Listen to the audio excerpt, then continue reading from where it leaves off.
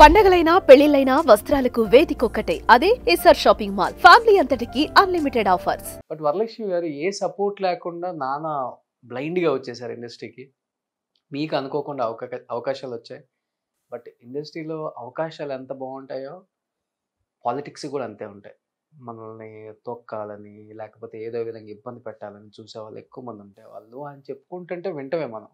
మీ విషయంలో ఎప్పుడు జరగలేదు అలా? పాలిటిక్స్ అంటే నాకు బిహైండ్ స్క్రీన్ ఎప్పుడు బాధపడిన సందర్భాలు లేవా మీరు? లేదు. నాకు అలాంటి బిహైండ్ స్క్రీన్ అంటే మా నాన్నగారు ఉండేవాళ్ళు కాబట్టి నాకు ఫుల్ అండ్ ఫుల్ ఆయనే చూసుకునేవాళ్ళు. నాకు అంత ఏమీ నా దాకా ఏది వచ్చేది కాదు. ఇన్ కేస్ అది ఏమైనా వచ్చినా కూడా నాకు తెలిసేది కూడా కాదు. కొంతమంది మాట్లాడుకుంటే కూడా అలాగా అనుకునేదాన్ని, కానీ నాకు అసలు అది అంటే అలాంటివన్నీ తెలియదు. చిన్నప్పుడే వచ్చేసారు. చిన్నప్పుడు వచ్చేసాను. పెద్దయ్యాక ఏమన్నా ఇబ్బందులు పడ్డారా?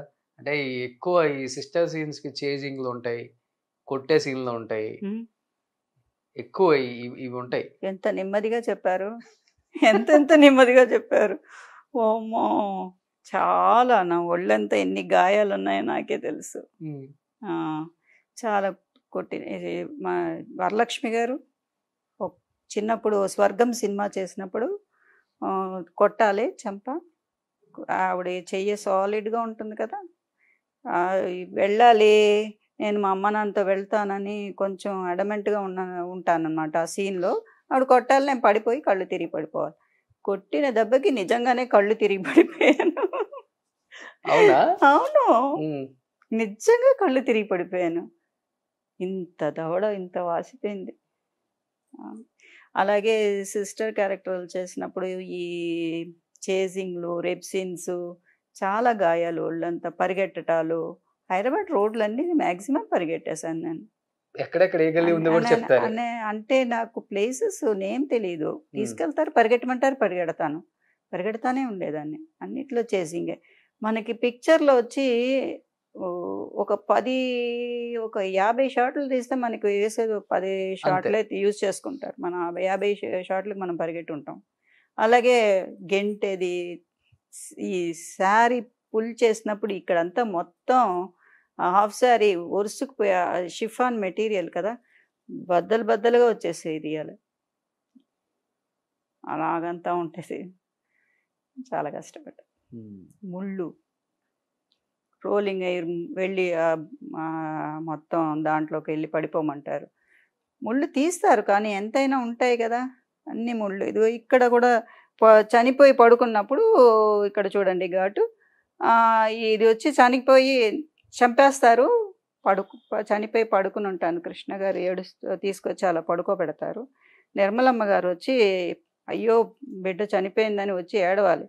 గాజులు ఉన్నాయి, ఆవిడ వచ్చి పరిగెట్టుకుంటూ వచ్చి పడి నా మీద పడి ఏడుస్తున్నారు. గాజు దిగిపోయింది ప్రసాద్ స్టూడియోలో ఇక్కడ చెన్నైలో, దిగిపోయింది.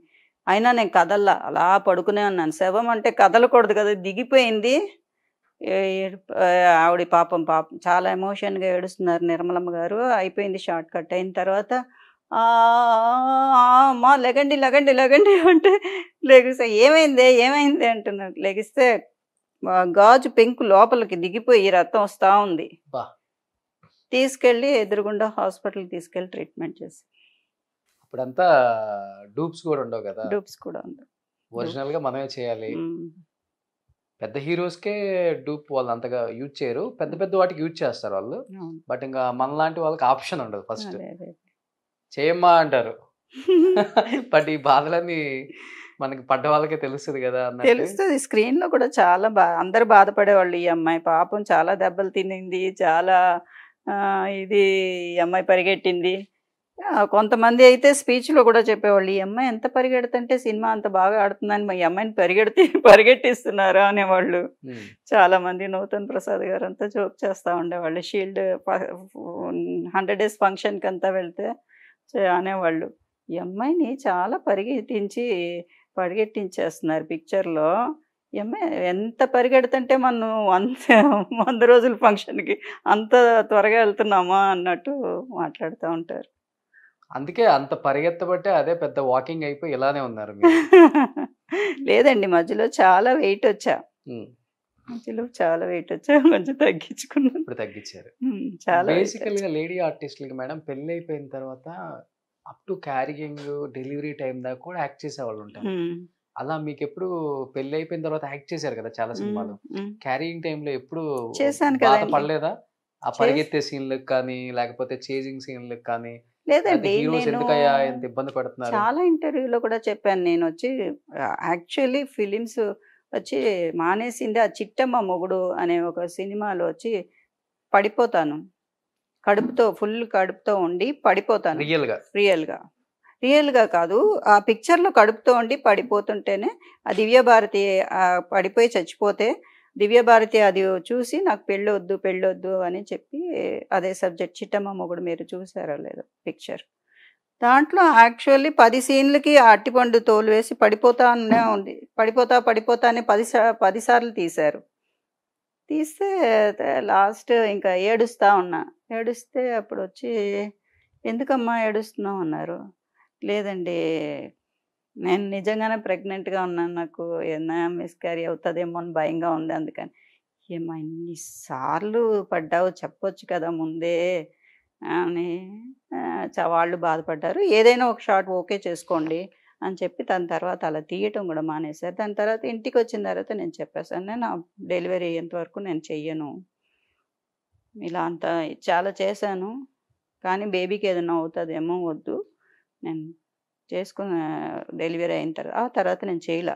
డెలివరీ అయింది, ఆ తర్వాత పాపకి ఒక 6 నెలలు 7 నెలలు ఉన్నప్పుడే నేను ఆమె పిక్చర్ చేశాను, ఊహ సిస్టర్గా. బట్ కృష్ణ గారు కూడా ఒక సినిమాలో చాలా ఇబ్బంది పడ్డారంటే ప్రెగ్నెంట్ గా ఉన్నప్పుడు. ఆయన అయితే లిటరల్ తిట్టేశారంట టీం మొత్తాన్ని. ప్రెగ్నెంట్గా ఉన్నప్పుడు ఆయన తిట్టలేదు. ఆయన రేప్ సీన్లో చేసినప్పుడు వాళ్ళు కొంచెం ఫైటర్స్, ఆ రోజు డైరెక్టర్స్ అయితే అంత చేయరు, ఫైటింగ్ స్టంట్ మాస్టర్స్ వాళ్ళు ఆ విధంగా వాళ్ళు వచ్చి రేప్ సీన్లో పరిగెట్టించటం, కాళ్ళు పట్టుకొని లాగటం, బట్టలన్నీ ఇక్కడ చించేయటం, అవన్నీ చేసి ఈవినింగ్ ఆయన వచ్చి చనిపోయిన పిల్లని తీసుకుని, చచ్చిపోయింది చెల్లిలోని లారీ డ్రైవర్ శ్రీదేవి గారు, కృష్ణ గారు, ఆ పిక్చర్లో చచ్చిపోయింది చెల్లిని నెతుక్కుంటూ వస్తారు, చనిపోయి ఉంటాను ఒక పార్కులో. ఏంట్రా మీరు యాక్ట్ చేసినారా అమ్మాయిని, ఏంటి ఇది అన్యాయంగా ఇలా చేశారని ఆ రోజు చాలా కోపడ్డారు. ఆయన కొంచెం చెప్పాను కదా, నేనంటే కొంచెం అభిమానం ఎక్కువ, ఆయనకి ఇష్టం చాలా. నాకు గుర్తు మేడం, అశ్వత్థామ సినిమా కూడా ట్యాంక్ పైనుంచి మిమ్మల్ని లాగే సీన్ ఒకటి ఉంటది, అదే 2 సార్లు పైకి కిందకి లాగుతారు. ఎక్కడ చూసినా కానీ అది డూప్ లాగా అనిపించలేదు. లేదండి, డూప్ లేదు. వచ్చేటప్పుడు క్లోజ్ చేసి చూసాను మళ్ళీ. మీరు చూడండి, ఇనుప ఇప్పుడు కూడా చూడండి, మెట్లు అవి. ఇనప మెట్లు వెనకాల బాగా తగిలేసింది. వారం రోజులు షూటింగ్కి వెళ్ళలేదు, అది కూడా చాలా ఘోరం ఆ రోజు కూడా. బట్ ఆ రోజు ఆయన లేరు, ఆయన ఉండుంటే తెలిసేది, ఆయన లేరు. ఇది వచ్చి లారీ డ్రైవర్ పిక్చర్లో, ఇది ఆ అశ్వత్థామ పిక్చర్లో వచ్చి ట్యాంక్ మీదకి ఎక్కించి కాళ్ళు పట్టుకుని లాగేశారు. యాక్చువల్లీ వాళ్ళ ఫాల్ట్ లేదండి. నేను తడి బట్టలతో పైకి వెళ్తాను, నాకు గుండు చేయించి, అందంగా ఉంది ఈ అమ్మాయి అందంగా ఉన్న వాళ్ళనే నా కొడుకు ప్రేమిస్తున్నాడు అని నూతన్ ప్రసాద్ గారు వచ్చి గుండు చేయించేయమంటారు. గుండు చేయిస్తేనే నీళ్లు పోసి గుండు చేయిస్తాను చూస్తారు. అప్పుడు తడి బట్టలతో మనం పైకి వెళ్తాం. పైకి వెళ్ళినప్పుడు ఆ ఫైటరు ఉన్నాడు కదా, కాళ్ళు అతనికి స్లిప్ అయిపోయింది, బరబర లాగేశాడు ఫైటర్ కూడా. అతను బాగానే వెనక్కి వెళ్ళిపోయాడు, నడుచుకుంటూ వెళ్ళిపోయాడు, అతనికి స్లిప్ అయ్యి. నన్ను మాత్రం యాక్చువల్లీ పుల్ చేస్తుంటేనే పైకి వెళ్తున్నా, సరసర కింద మెట్టు వరకు మీరు చూస్తే తెలుస్తుంది. అవునవును చూసాను నేను. బట్ కిందకి దిగాక కూడా కాలుతో తంతారు కదా వాడిని, అంతవరకు నేను జూమ్ చేసి చూశాను. మళ్ళీ ఆ పడ్డా కానీ మీరు ఆ సీన్ మిస్ అవ్వలేదు. అక్కడి నుంచి వచ్చిందంతా కూడా తట్టుకున్నాను, కానీ ఆ లాస్ట్లో ఒక సిమెంట్ ఇది ఉంది, పెద్దదిగా ఉండింది, అది బాగా వెనకాల బోన్ ఫ్రాక్చర్ అయిపోయింది అనుకున్నాను, మొత్తం బ్యాక్ బోనే ఇరిగిపోయింది అనుకున్నాను, అంతే. అప్పుడు పాప పుట్టేసిందా మేడం? లేదు. ఇలాంటి సీన్స్, రిస్కీ సీన్స్ ఎన్ని చేసున్నారు. సుమన్ టీవీలో మీ పర్సనల్ అండ్ బిజినెస్ ప్రమోషన్స్ కోసం కింది నెంబర్కి కాంటాక్ట్ చేయండి.